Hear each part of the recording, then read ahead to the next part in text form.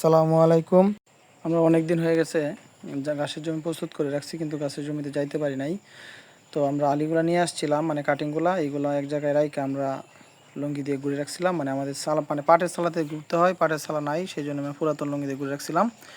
তো আজকে আমরা চলে গেলাম ঘাসের জমিতে ঘাস রোপণ করার জন্য। তো আমরা এই যে ঘাস রোপণ করছি আলহামদুলিল্লাহ। তো কয়েকদিন বৃষ্টি থাকার কারণে আমরা ঘাস রোপণ করি নাই, কারণ ঘাস রোপণ করলে পচে যেতে পারে। এই জন্য চিন্তা করলাম যে দু একদিন পরেই রোপণ করি। তো আজকে আমরা রোপণ করলাম, তো আলহামদুলিল্লাহ অনেক সুন্দর।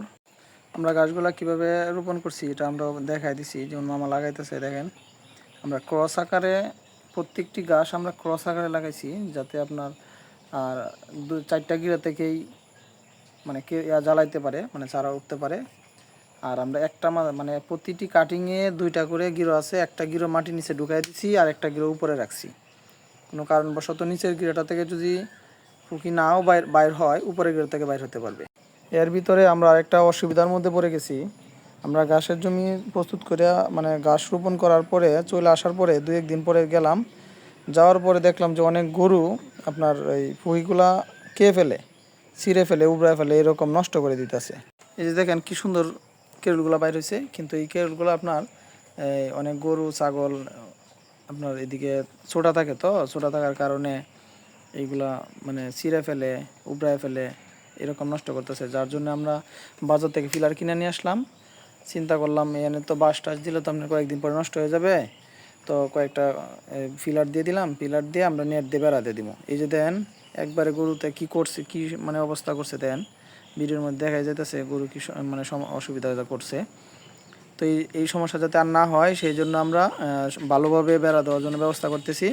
তো সেই জন্য আজকে পিলার নিয়ে আসলাম, এবং প্রত্যেকটি পিলার সুন্দরভাবে আমরা মেজারমেন্ট করে গাইড়ে দিছি। এবং এর ভিতরে মামা আবার একটা কলা গাছ নিয়ে আসলো, মানে সবজি কলা গাছ, মানে ক্ষেতের ভিতরেই এক কোণার মধ্যে একটা, ওনার খুব ইচ্ছা সবজি কলা গাছ লাগাবে। তো আমি বললাম আচ্ছা ঠিক আছে নিয়ে আসেন। এখন নিয়ে আসলো। তো গাছটা কোন জায়গায় লাগাবে মামা চিন্তা করতেছে। আমি বললাম যে এই সাইডে যেহেতু মাটিটা একটু উঁচা আছে, উঁচু জায়গায় লাগালে তো সবচেয়ে ভালো। আর এমনি তো আমরা এই দিক দিয়ে গাছ লাগাইতে পারি নাই, কারণ অনেকটা ড্রেন ছিল, কচু গাছ ছিল। তো ক্ষেতের কোনার মধ্যে সবজি কলা গাছটা লাগাই দিল মামা। তো মামা দেখাইতেছে এই দিক থেকে একটা কুশি বের হবে। আমি বললাম লাগান, সমস্যা নাই। তো আমরা আগামীকালকে এটা আবার নেট দিয়ে বেড়াতে দিব। আজকে এই পর্যন্তই। আসসালামু আলাইকুম।